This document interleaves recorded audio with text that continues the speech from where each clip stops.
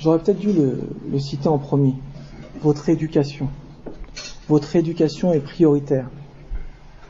Réapproprier vos espaces, c'est avant tout vous dire que vos écoles, dans lesquelles vous envoyez vos enfants, dans lesquelles j'ai été, dans lesquelles on m'a appris à mécroire, à détester cette religion, à détester nos ancêtres, doit être abandonné au prix,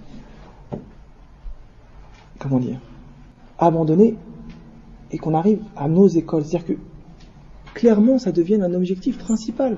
Il est plus possible aujourd'hui qu'on se dise, avec tout ce, et vous avez peut-être suivi l'actualité, il y a des réformes aujourd'hui qui font que, on peut se demander comment on a le courage d'envoyer notre fils ou notre fille à l'école avec tout ce qu'on est en train de leur apprendre.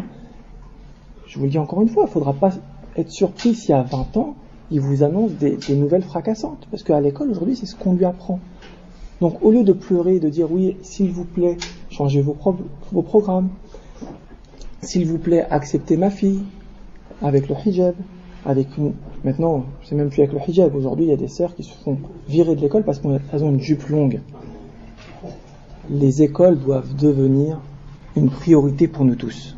Aujourd'hui, nous devons nous dire, le projet d'école et les projets de mosquée, c'est deux choses qui vont ensemble. On ne peut pas se dire, je vais faire une mosquée où mon fils passera le samedi et le dimanche dans le meilleur des cas, et délaisser une école qui par contre le gère quasiment 5 jours sur 7 pendant la semaine.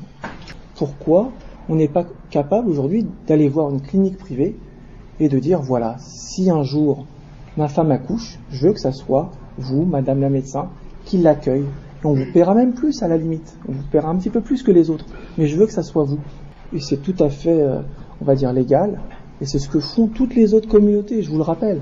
Même si on ne crie pas sur les toits. Il y a déjà des piscines, parce que là j'arrive au loisir, que certaines communautés occupent, en toute légalité, puisque c'est un droit, ce sont des lieux privés.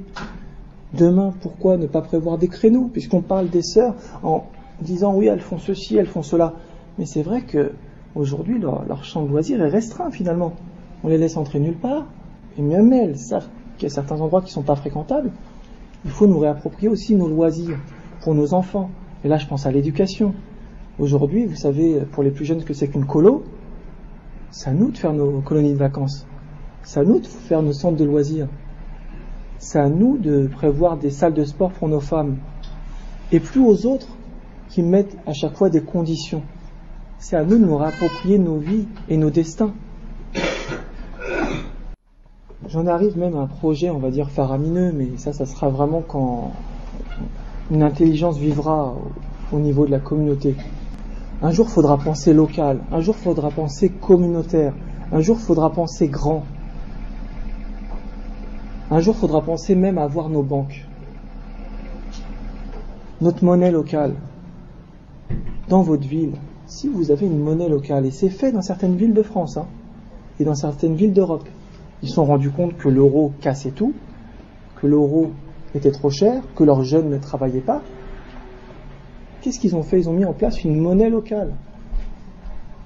Monnaie locale. Qu'est-ce que ça veut dire en clair, monnaie locale? Vous arrivez, vous échangez 1 euro contre un torsi dinar, et après vous pouvez aller en priorité voir votre boucher halal qui accepte ces torsi dinars.